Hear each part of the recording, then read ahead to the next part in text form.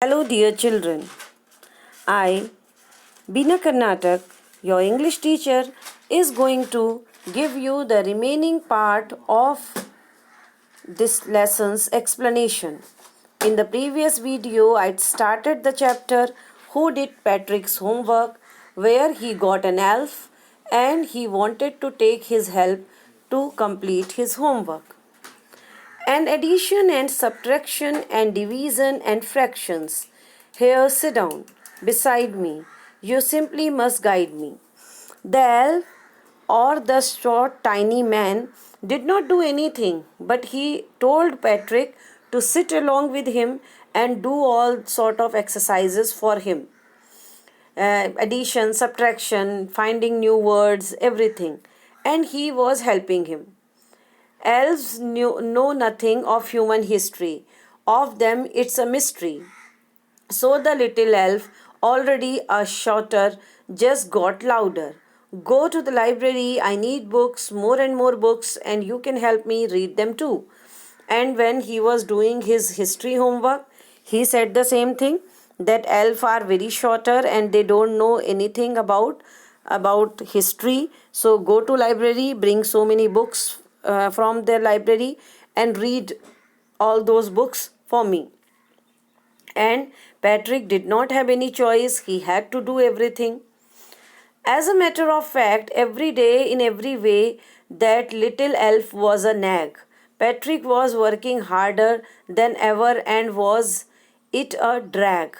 Now, nag meaning one who troubles someone all the time by complaining or asking them to do something. Now, the elf had become a nag for Patrick. Again and again, every day, night, he was asking him to read, to solve, to help him to complete his homework. And Patrick was doing hard work, harder even. That much hard work he had never do. Day, night, every time he was helping the elf. Had never felt so weary, was doing to school with his eyes puffled and bleary. Patrick had never felt so tired in his life. He was feeling extremely painful, extremely tired. Finally, the last day of school arrived and the elf was free to go. So, elf was given the task for one semester. So, the last day had come when elf was free now because all his homework had done. As for homework, there was no more. So he quickly and shyly slipped out of the back door because his promise was he would help him to complete his homework, and now no homework was left, so he slipped down. Patrick got his A's. His classmates were amazed. His teachers smiled and were full of praise. Now Patrick got A in all the subject. His classmates were very surprised to see such great performance of Patrick because generally he was not performing so good. And his teachers were smiling and praising him. They wonder what had happened to Patrick. He was now the model kid.